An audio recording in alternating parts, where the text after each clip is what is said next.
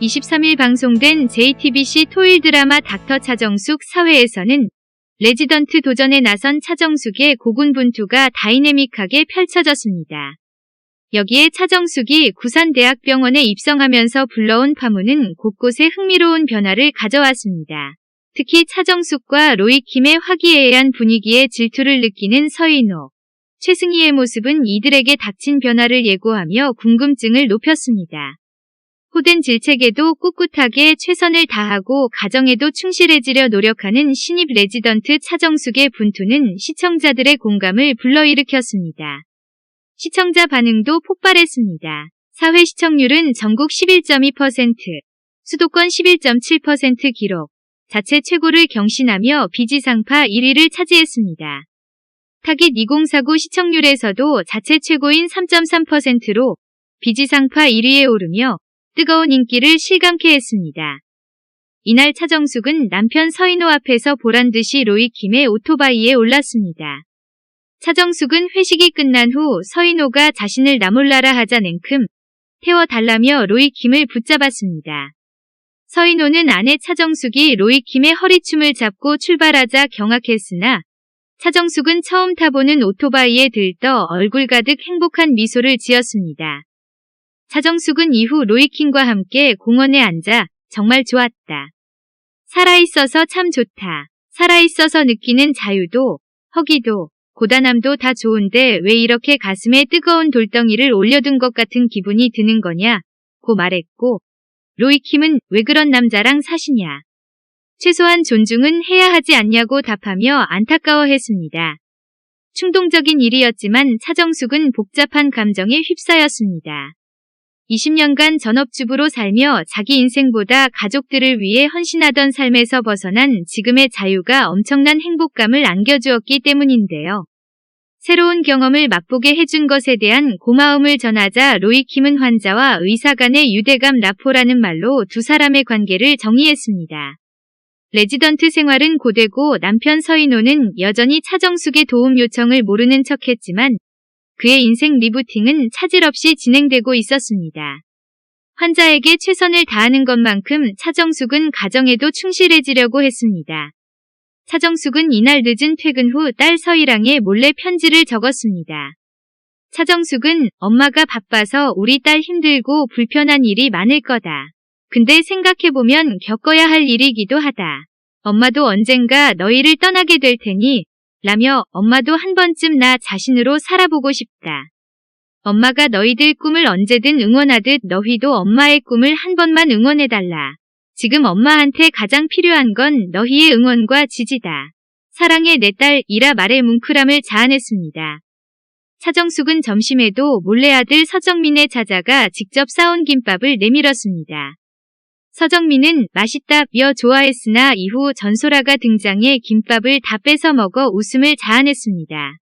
차정숙은 전소라에 혼나기까지 하자 서정민의 저렇게 인성이 안 좋아서 어떻게 좋은 의사가 되냐. 너 앞으로 쟤랑 친하게 지내지 말아라. 김밥도 자기가 다 먹고 라고 투덜대 웃음을 더했습니다. 차정숙은 이후 쉬는 날이 되자마자 가족들과 보낼 거다. 그동안 가족을 너무 등한시했다며 집으로 향했습니다.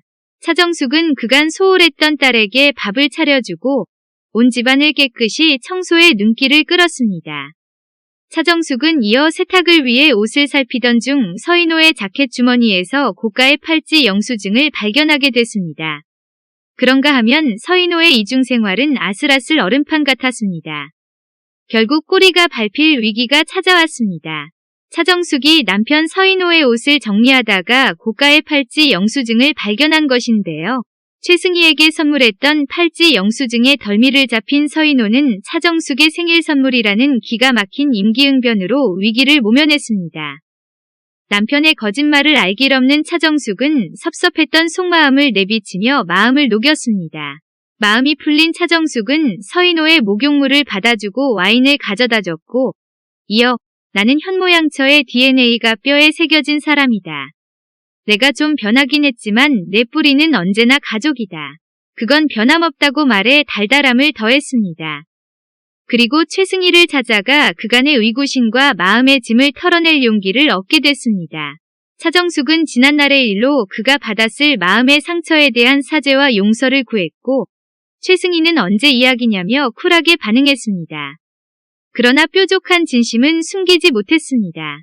친근하게 다가서는 차정숙에게 과거를 문제 삼지 않는다고 해서 우리가 친구가 될 수는 없지 않니? 라는 말로 선을 그었습니다. 한편 다음날 출근한 차정숙은 전문적인 의료적 처치가 필요한 환자가 발생하자 급한 마음에 남편 서인호에게 도움을 청했습니다. 이날 차정숙은 체스트 튜브를 넣어야 하는 환자가 발생하자 도와줄 레지던트들을 찾아 헤맸지만 다들 바쁘고 여유가 없었습니다.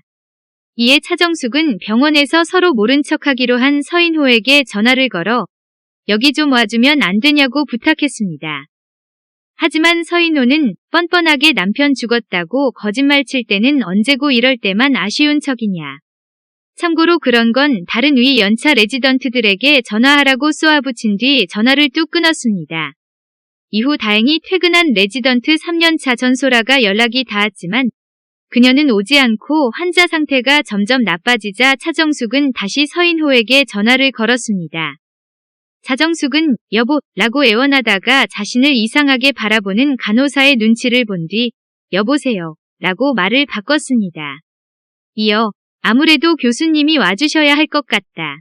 환자 상태가 계속 안 좋아지고 있다.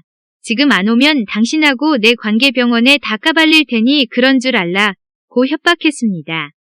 내가 지금 당신이 부른다고 응급실에 나타나면 그림이 얼마나 이상해지는 줄 아냐고 딱 잘라 거절하던 서인호는 결국 퇴근을 포기하고 차정숙을 도우러 왔지만 10년 만에 해보는 체스트 튜브에 본인도 잘하지 못했습니다.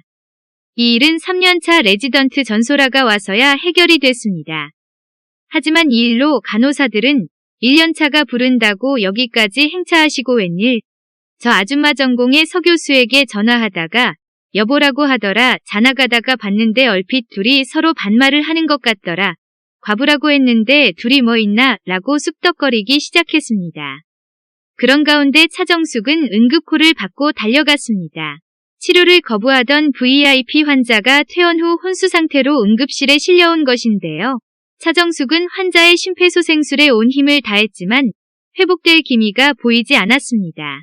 때마침 응급실로 들어오는 서인호와 최승희가 차정숙의 시야에 들어왔습니다. 서인호와 최승희의 다정한 모습에 이어 최승희의 손목 팔찌를 발견했고 차정숙은 인사만 하고 지낸다던 두 사람의 다정한 분위기에 순간 정신이 흔들렸습니다. 제세동기를 사용하던 환자의 몸에 무심코 손을 뻗은 차정숙이 그대로 감전돼 실신했습니다. 한편 차정숙의 병원 입성으로 알게 모르게 병원 곳곳에 변화가 일고 있었는데요.